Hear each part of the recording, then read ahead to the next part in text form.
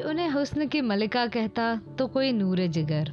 Film जगत की प्रमुख दिशाओं की वो चर्चित हस्ती रही हैं। चाहे बॉलीवुड हो या तेलुगु भाषा वाली फिल्में, उन्होंने अपनी अदाकारी की छाप हर जगह छोड़ी है। वह 1950, 1960 और 1970 के दशक के फिल्मों में विभिन्न शैलियों में अपना योगदान देती नजर आई। वह महान बहुचर्चित हस्ती कोई और नहीं, वहीदा रहमान जी है। वहीदा रहमान का जन्म 14 मई 1938 में भारत के तमिलनाडु के चेंगलपट्टू में मुस्लिम परिवार में हुआ। उन्होंने अपनी बहन के साथ चेन्नई में भरतनाट्यम की महारत हासिल की है। उनके किशोर अवस्था में ही उनके जिला आयुक्त पिता की मृत्यु हो गई। डॉक्टर बनने का सपना सजाने वाली वहीदा रहमान की किस्मत को यह मंजूर न था। फेफड़े की दिक्कत के कारण वह उपयुक्त शिक्षा प्राप्त न कर सकी। 1995 में तेलुगु फिल्मों से उन्होंने फिल्मी दुनिया की ओर अपना कदम बढ़ाया। तेलुगु फिल्मों से शुरुआत करने वाली वहीदा जी को हिंदी फिल्मों में पहला ब्रेक CID से मिला, जिसमें उन्होंने नेगेटिव भूमिका निभाई है। उनके उस फिल्म में गुरुदत्त थे, जिनके साथ उन्होंने कई और फिल्मों में भी काम करा, जैसे प्यासा, कागज के फूल, चौधरी का चांद, साहिब बीवी और गुलाम शामिल है। फिल्म बाजी की सफलता ने अभिनेता गुरुदत्त को नई पहचान दी। कभी पैसे का अभाव इतना था कि कॉलेज की पढ़ाई पूरी न कर सके, लेकिन इस फिल्म के बाद उनकी जिंदगी बदलने लगी। वह बड़े अच्छे निर्देशकों में माने जाने लगे। उनका अलग प्रोजेक्ट CID था। वहीदा बेहद सुंदर भी थी और बातचीत का लहजा भी सुंदर था। गुरुदत्त को वह कलाकार मिल चुका था जिनकी उन्हें तलाश थी। इसके बाद अगली फिल्म में वो गुरुदत्त की नायिका थी। नायिका होने के साथ साथ उन दोनों में प्यार हो गया। गुरुदत्त की जिंदगी दो नावों में झूल रही थी, एक तरफ गीता दत्त और दूसरी तरफ वहीदा रहमान। वह इन रिश्तों में सामंजस्य नहीं बिठा सके। फिल्म जगत की एक प्रेम कहानी अपने मंजिल तक नहीं पहुंच सकी। कहा जाता है कि कागज के फूल दरअसल उनकी अपनी प्रेम कहानी थी, जो वहीदा और उनके प्रेम पर बुनी गई थी। कागज के फूल बॉक्स ऑफिस पर पूरी तरह फ्लॉप हो गई और गुरुदत्त ने अपने आप को फिल्म के सुरेश की तरह शराब में झोंक लिया, अव्यवस्थित जीवन जीने लगे और अपनी जिंदगी वक्त के कहीं पहले ही आत्महत्या करके खत्म कर ली। फिल्मों में देवानंद के साथ वहीदा रहमान की जोड़ी खूब जमी थी। दोनों ने हिंदी फिल्मों की जगत में 5 सुपरहिट फिल्में दी थी।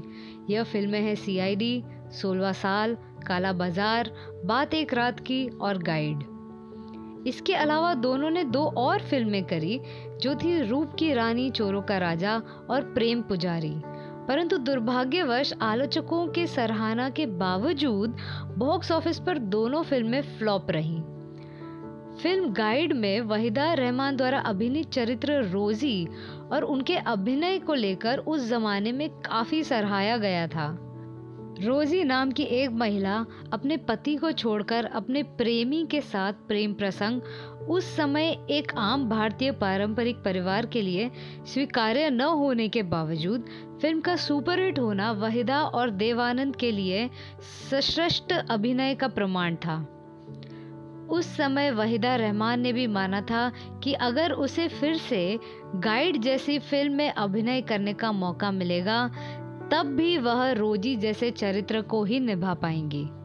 1962 में गुरुदत्त की टीम से अलग होने के बाद वहीदा रहमान ने निर्माता निर्देशक सत्यजीत रे की फिल्म अभिजान में काम किया। इसी वर्ष उनकी एक और सुपरहिट फिल्म 20 साल बाद रिलीज हुई। वर्ष 1964 में कोहरा ने भी बॉक्स ऑफिस पर काफी धमाल दिखाया। 1960 का दशक वहीदा रहमान के करियर के लिए बेहद सफल माना जाना चाहिए। इस दौर में वह हिट फिल्म देने वाली अपनी समकालीन अभिनेत्रियों में से सबसे आगे रही थी। ऊपर उल्लेखित फिल्मों के अलावा उनकी इस दौर की अन्य हिट फिल्में 1967 में प्रदर्शित राम और शाम और पत्थर के सनम के अलावा प्रसिद्ध अभिनेता सुनील दत्त के साथ अभिनीत एक फूल चार कांटे, मुझे जीने दो, मेरी भाभी और दर्पण प्रमुख हैं। ऐसा भी नहीं था कि इस दौर में वहीदा की फिल्मों ने असफलता का स्वाद नहीं चखा था। अच्छी कहानी और फिल्मों की आलोचकों का सहारा लेने के बावजूद 1966 में तीसरी कसम और 1971 में रेशमा और शेरा का बॉक्स ऑफिस पर असफल होना सबके समझ के परे था। इतना ही नहीं, इस दौरान अभिनेता धर्मेंद्र के साथ आई वहीदा रहमान की फिल्म भी बिना हलचल किए पर्दे से उतर गई थी।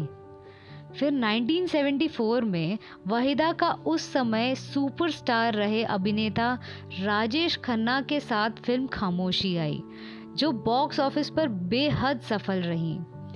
1969 से लेकर 1964 के दौरान वहीदा रहमान का सबसे अधिक मेहताना पाने वाली अभिनेत्रियों की सूची में तीसरे स्थान पर थी और 1966 से 1969 के दौरान इस सूची में वह समकालीन अभिनेत्री नंदा और नूतन के साथ दूसरे स्थान पर थी।